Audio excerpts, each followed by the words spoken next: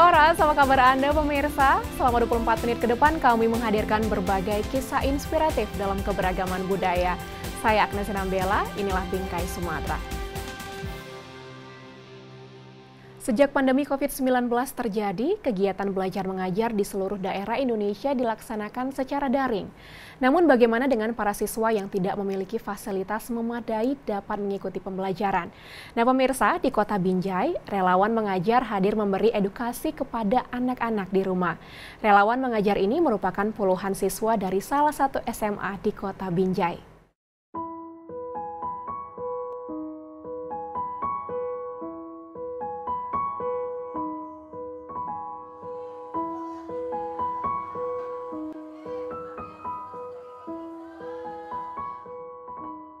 Sekolah.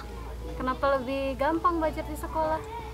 Bisa dikasih tahu sama guru juga. Bisa sekolah bareng sama kawan-kawan. Bisa belajar sama kawan-kawan. Mama mau nyuci, suruh ngajarin. Kesulitan sih. Dua karena yang sekolah kan dua, meski harus ngerjain rumah, mesti ini belajar lagi. Keduanya itu kadang beli paketnya susah. Kadang HP rusak, susah betulin. Rafa Dwi Mahardika adalah salah satu dari jutaan siswa sekolah dasar yang merasakan sulitnya mengikuti sistem belajar sekolah di masa pandemi COVID-19. Terkadang Rafa dan teman-temannya harus meninggalkan jam belajar sekolah karena kekurangan fasilitas seperti gawai dan jaringan internet. Di mana saat ini sekolah menerapkan belajar mandiri secara daring kepada para peserta didik.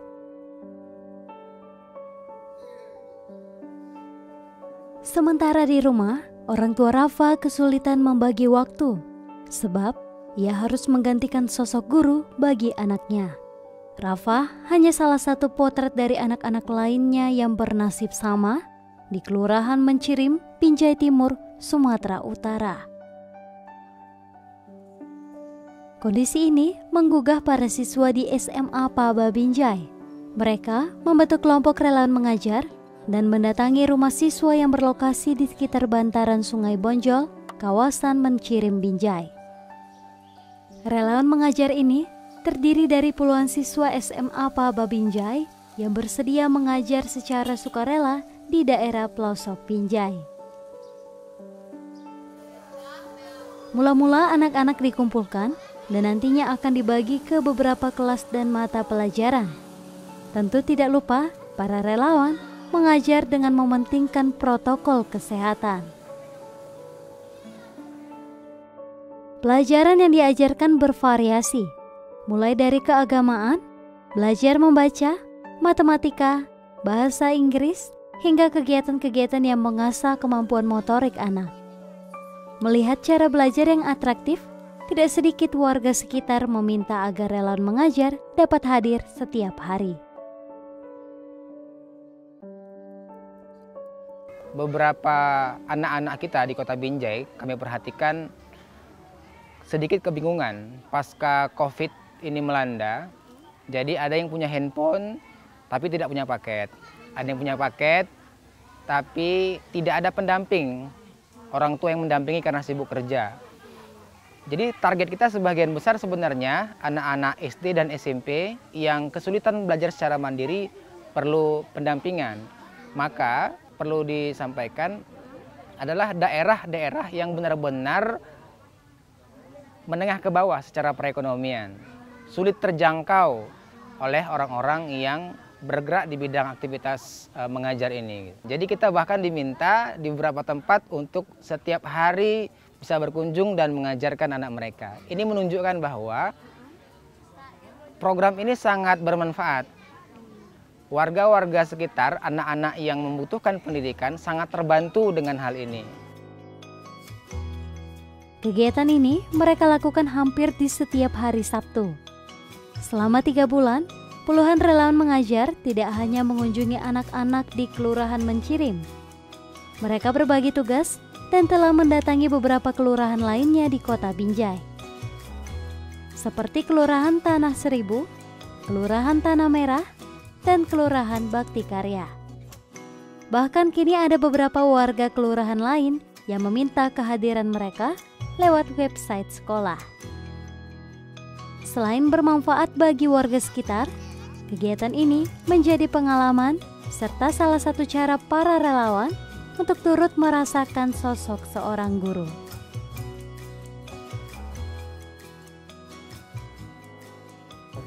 Secara pribadi perasaan saya itu senang sekali karena kita bisa langsung merasakan gimana menjadi guru, gimana mengajarkan, gimana kita juga melatih kesabaran untuk menjadi guru, mengajarkan siswa-siswa. Saya merasakan bahwasannya menjadi guru tuh susah, apalagi mengajar itu. Mengajar itu tidak seenak yang dibayangkan. Apalagi juga terdapat siswa yang memiliki kriteria tertentu, memiliki sifat-sifat tertentu. Banyak pelajaran berharga yang dapat kita petik dari seorang relawan. Di samping telah membantu belajar anak-anak di daerah sulit terjangkau, rasa sukarela, pengetahuan, dan sikap dalam bermasyarakat setidaknya sudah terpatri dalam diri seorang relawan mengajar.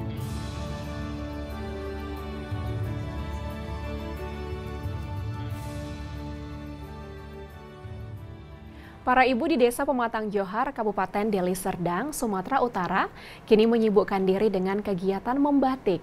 Mereka menciptakan motif batik baru, yaitu batik motif sawah. Motif ini lahir untuk memperkenalkan persawahan sebagai potensi terbesar desa. Selain itu, pemirsa, membatik diharapkan dapat meningkatkan perekonomian kaum perempuan desa.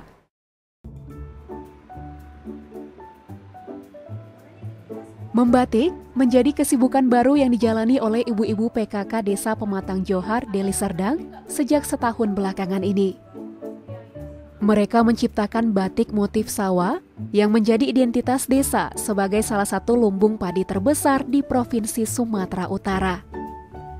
Selain mengangkat potensi desa, batik motif sawah juga menjadi sarana edukasi untuk mendorong terwujudnya program ketahanan pangan nasional yang sedang digalakkan oleh pemerintah.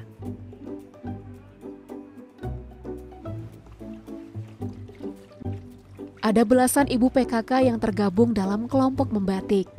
Sebelumnya, ibu-ibu PKK ini mengikuti pelatihan membatik yang difasilitasi oleh pemerintah desa selama 2 minggu.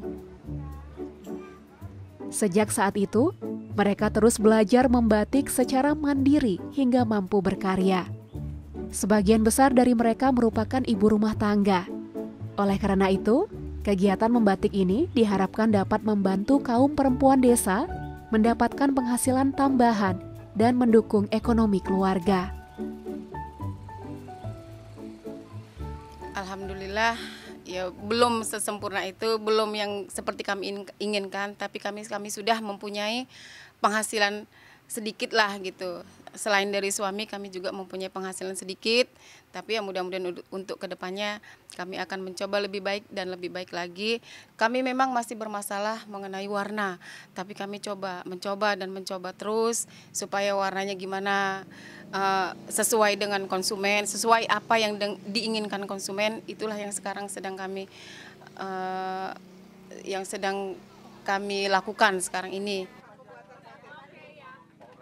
Batik sawah diberi harga mulai dari Rp150.000 hingga Rp900.000, tergantung dari bahan kain dan kerumitan motif. Saat ini motif yang ada dan sedang dikembangkan adalah motif padi. Kedepan mereka akan membuat berbagai motif lainnya, namun tetap menonjolkan tema sawah, seperti burung, bebek, capung, dan lain sebagainya.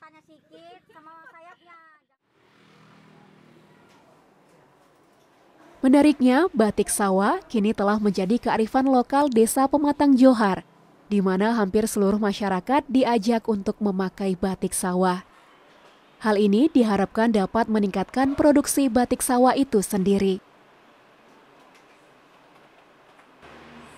Untuk menunjang itu, kita juga membuat peraturan desa yang mewajibkan seluruh instansi, sekolah-sekolah yang ada di wilayah kita, di desa kita ini, untuk menggunakan batik sawah pada hari-hari tertentu. Dan kita tetapkan sesuai dengan peraturan yang kita buat itu hari Jumat, itu seluruh masyarakat masyarakat yang berada di instansi-instansi dan sekolah-sekolah itu menggunakan batik sawah, sehingga ini akan menunjang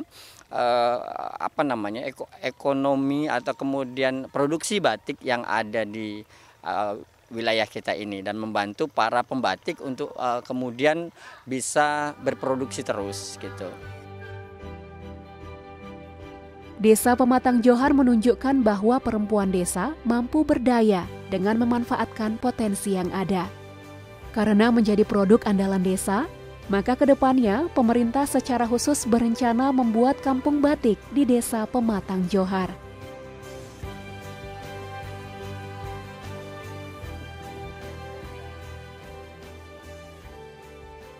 Agar dapat melanjutkan pendidikan di bangku kuliah, beberapa remaja SMA di Kota Medan membuka usaha kedai kopi. Usaha ini dimodali oleh Yayasan Wisma Remaja Indonesia, sebuah yayasan yang mengajarkan berbagai kegiatan positif untuk para remaja yang datang dari keluarga kurang harmonis. 100% keuntungan kafe bernama Wismailiyah ini digunakan untuk membantu biaya perkuliahan para remaja. Kafe Wismailiyah lahir dari ide, semangat, dan kemandirian sejumlah remaja yang berasal dari keluarga kurang beruntung di Kota Medan untuk meraih masa depan. Kopi adalah menu utama yang ada di kafe ini. Dikelola oleh 8 orang remaja yang saat ini duduk di kelas 3 SMA, seluruh hasil penjualan kafe Wismailiyah akan digunakan untuk memenuhi biaya kuliah mereka kelak. Ferry Gozali merupakan salah seorang remaja yang ikut mengelola kafe Wismailiyah. Dapat kuliah di Taiwan dengan jurusan teknik elektro merupakan mimpi Ferry setelah lulus dari bangku SMA. Melihat kondisi ekonomi orang tua yang belum mampu menguliahkan Ferry, ia berharap usaha ini dapat menjadi tabungan untuk dana pendidikannya. Kan di sini di kantin udah kami rencanakan dari jauh-jauh hari untuk menambah biaya kami. Jadi kalau ketika kami semua bisa kumpul semua, ya buka lah ini ya dengan kemampuan kami sendiri untuk dapat biaya tambahan lah untuk kuliah di Taiwan. Harapannya sih pasti bisa mendapat biaya yang cukup untuk bantu kami ke Taiwan lah ya, untuk biaya hidup kami dan lain-lainnya lah. Soalnya kalau bisa pun kan bisa meringankan beban orang tua kami dan kami lebih enak gitu kesananya. Ferry dan teman-temannya merupakan anak dampingan Yayasan Wisma Remaja Indonesia. Yayasan ini didirikan sebagai wadah positif bagi remaja yang mendapat pengabaian dari keluarganya. Sebelum membuka kafe Wismailiyah, para remaja ini telah mendapat pelatihan meracik kopi dari komunitas barista Kota Medan yang mengajar mereka secara sukarela. Bahkan, seluruh alat pembuat kopi di kafe Wismailiyah merupakan sumbangan dari para donatur Yayasan Wisma Remaja Indonesia. Yayasan ini dibangun pada tahun 2017 oleh Steph Rizang, tenaga pendidik yang selama ini aktif melayani para remaja dari lingkungan keluarga yang kurang harmonis. Melalui Yayasan Wisma Remaja Indonesia, ia berharap para remaja memiliki kegiatan positif dan tidak terpengaruh hal buruk. Saat ini, sudah ada 100 anak yang tergabung di dalamnya.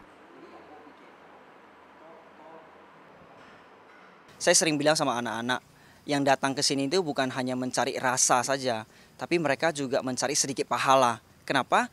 Karena mereka juga tahu kan keuntungan yang didapat dari hasil penjualan itu 100% akan dipakai sama remaja itu untuk biaya pendidikan mereka. Bukan hanya sekedar duduk, ngopi, tapi bisa ngobrol, bisa sharing hal-hal yang positif kan, bisa lihat perkembangan kelompok remaja kita itu seperti apa. Kafe Wismailiyah buka setiap akhir pekan dan berlokasi di Namorambe, Deli Serdang. Lokasi yang agak jauh dari pusat kota, dipilih untuk menciptakan suasana yang tenang dan jauh dari kebisingan. Setiap rupiah yang terkumpul melalui kafe ini memiliki nilai yang berarti bagi masa depan para remaja yang membutuhkan.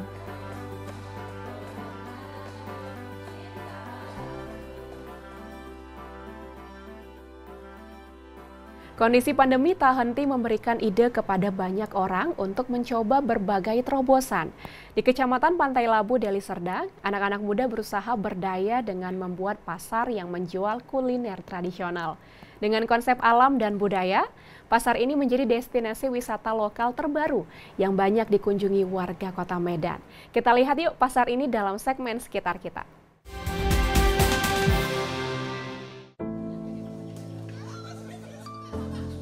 Saya katakan ke kawan-kawan muda di sini, kita ini COVID, masih sangat COVID. COVID ini belum tahu. Apakah tahun 2020 ini selesai? 2021, mungkin juga 2024. Dan kita harus bertahan soal ini. Saya bilang katakan, kalaulah COVID ini selesai, virus corona ini selesai 2 tahun, maka 2 tahun lagi lah kita untuk masa recovery untuk membangun ekonomi. Dan ini butuh sekali fondasi ekonomi yang kuat.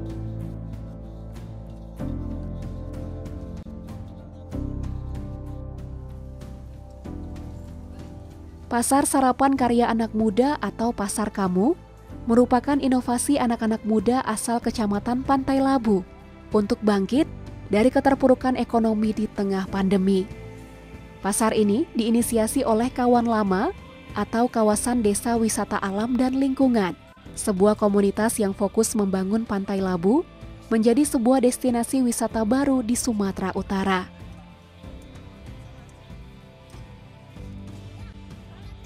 Pasar Karya Anak Muda buka setiap hari Minggu, mulai pukul 7 pagi hingga 11 siang. Inilah mengapa pasar ini dinamakan Pasar Sarapan. Berbelanja di pasar ini cukup unik. Saat pengunjung tiba di Pasar Kamu, pengunjung wajib menukar uang tunai dengan tempu. Tempu adalah alat transaksi yang dipakai di Pasar Kamu. Tempu terbuat dari tempurung kelapa bekas. 1 tempu sama dengan Rp2.000. Harga setiap makanan dan minuman di Pasar Kamu cukup terjangkau, yaitu mulai dari 1 hingga 5 tempu, atau Rp2.000 hingga Rp10.000. Ketika masuk pandemi, jadi COVID-19, ini kita lihat bukan saja di desa ini, di mana-mana terpuruk dengan ekonomi ini kan, semua pekerjaan, semua orang banyak PHK. Maka kita semakin cepat untuk menginisiatifin pasar ini harus kita buka gitu, untuk bagaimana masyarakat ini bisa beraktivitas. Kenapa kita ambil pasar? Pasar ini kan sebenarnya basis ekonomi, gitu, basis ekonomi. Maka kalau kami berpikir, ketika pasar ini dimiliki oleh masyarakat, maka basis ekonominya itu di masyarakat bisa mengembangkan atau menambah ekonomi. Jadi kenapa itu pasar? Selama ini kan mengusung konsep alam dan pedesaan, anak-anak muda yang berdagang di sini menjual berbagai jenis kudapan tradisional khas Melayu dan Jawa. Ada kue rasida, lumpang, melaka, dan pulut panggang. Ada juga kekaras, kuliner khas Melayu yang terbuat dari campuran tepung dan santan. Menariknya, kekaras dibuat dengan alat tradisional dari batok kelapa. Lalu ada emping padi, makanan yang terbuat dari campuran padi giling, gula, dan parutan kelapa. Sejauh ini sudah ada 45 menu hidangan tradisional yang bisa pengunjung nikmati di Pasar Kamu. kita pikirkan kira-kira jualan apa yang itu modalnya dikit gitu, dan itu punya peluang. Di desa ini ada kekuatan besar yang besar itu bahwa banyak sekali kuliner yang itu orang tidak tahu, yang itu punya daya beli tinggi. Tapi kan sekarang soalan promosi, yaitu kue-kue yang itu tradisional, yang itu ada di orang tua mereka gitu. Nah, ini kan modalnya dikit gitu. Kita pertama modal itu, ya di mana modal Pak Dedi, dia bilang gitu kan. Kita modal sendiri, masa nggak bisa cari 5.000, 10.000? Loh bisa. Kita buat misalnya kue dangai yang itu tradisional. Kita buat bikin kue grontol, modal 10.000 bisa gitu kan. Mari kita jual dengan 10.000. Muncullah keyakinan atau kepercayaan diri ini. Dengan modal 10.000, 15.000, kita coba cari jualan. Kemudian pasar ini tentunya milik mereka. Apa itu milik mereka? Modal dari mereka. Sistem kita rumuskan sendiri. Sistem di mana kontrol sistemnya? Ada evaluasi. Kemudian ada rapat-rapat, ada gotong royong bersama, ada prinsip-prinsip yang kita bangun, ada aturan-aturan yang kita bangun. Ini pasar milik mereka, modal milik mereka. Kemudian sama-sama kita berpikir. Nah, bagi saya ini yang akan bisa mempertahankan dalam situasi COVID ini. Wahyu Sumarno merupakan salah seorang pemuda yang berdagang di Pasar Kamu.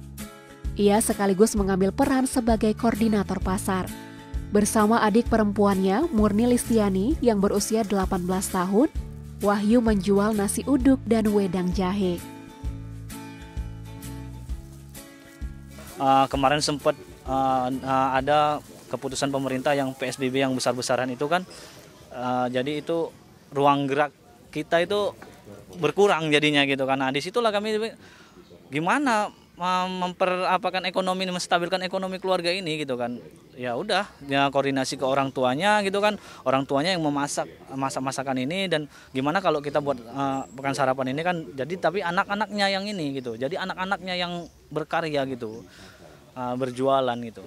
Alhamdulillah ya, kalau untuk saat ini mungkin perekonomian ya bisa dibilang walaupun kami bukanya itu seminggu sekali, ya alhamdulillah masih bisa lah untuk mengapakan ekonomi gitu, menstabilkan ekonomi gitu.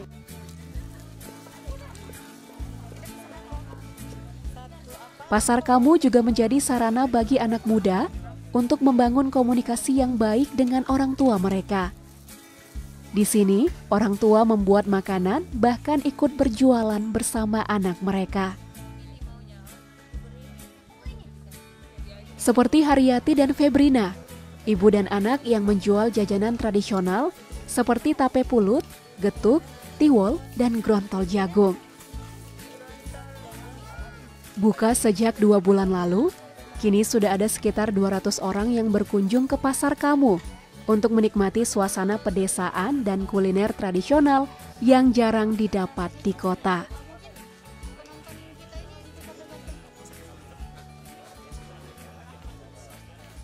Setelah saya melihat terjun langsung hari ini, mungkin tambahan ke depannya ditambah musik-musik tradisional agar kita lebih masuk ke dalam era dahulu gitu ya. Kedepannya pasti akan lebih ramai tentunya, karena saya yakin ini merupakan wisata yang jarang. Kalau di Kota Medan ini sangat jarang, apalagi kita di Kota Medan itu dengan hiruk pikuk kegiatan selama dari Senin sampai Sabtu, mungkin hari Minggu karena ini buka pada hari Minggu, kita bisa merefreshing otak kita sehingga lebih beraura positif tentunya. Pasar Karya Anak Muda hadir untuk mengangkat perekonomian masyarakat di Kecamatan Pantai Labu. Kreativitas anak muda di tengah kondisi pandemi ini diharapkan dapat menjadi solusi mengatasi krisis ekonomi yang kapan saja bisa terjadi.